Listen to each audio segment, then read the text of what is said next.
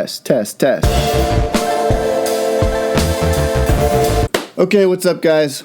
3 questions for you. First question, do you like this garage? I don't know why, but I love filming in this garage. It makes me feel so, like, cool. Maybe not. Second question, does this ring on a scale of 1 to Logan Paul make me look like a tool? If you answered Logan Paul, this is my dead grandpa's ring from the Marines. Third question, is it bad to wear a Marines ring if I was never in the Marines, but it was my grandpa's? I don't know. Today, I'm going to talk about a game I play when I'm on dates, and it's a game I have to play, otherwise I lose my mind, and it's not the good kind of game. Now let me tell you what I mean. I've been on so many dates where I sit down and I try to ask her questions, and she will answer the question, and then she'll keep talking.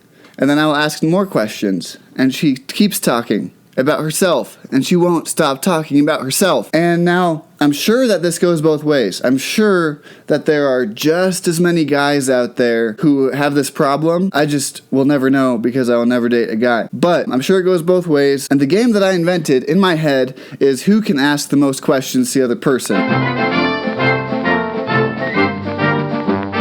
The way it works is I ask them a question, I get a point. If they ask me a question, they get a point. I've been on so many dates where I dominate the game, like 50 to, and I'm not even kidding, 0. There have been so many dates where they do not ask me a single question about myself. They leave that coffee not knowing a single thing about me. Not even reciprocating the questions I ask them, because all they do is talk about themselves. And that's just something to be aware of. I feel like just as a human being, even if you're not on a date, even if you're just with your friends, even if you're with especially your mom and dad or your family, ask questions. It makes people feel valued. It makes them feel like you're interested in what they have to say. And if you find yourself on a date where you're in my shoes and you're the one just constantly asking questions, waiting for them to ask you something, I have 2 pieces of advice. 1, play the game, because at least you can feel like you're winning at something. And 2, if they're not interested in knowing you, don't tell them,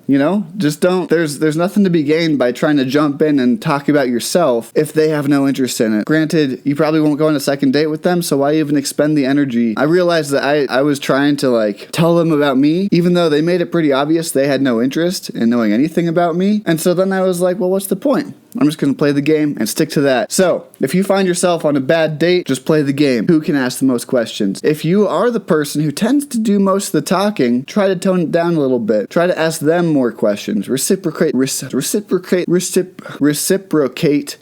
questions that they ask you. I think an ideal date should probably be about 50-50 as far as who's talking during the date. Because if you don't care about getting to know them, then you're the one who's bad at dating. I hope this was helpful. Thanks, guys. Let me know what you think. Also, let me know what you want to hear more about in the comments below. I know that I haven't posted very often lately because I've been all over the place, but I'm intending to get back to it, posting more regularly now. So, let me know what you want to see in the future. Thanks for watching, guys. I'll talk to you soon.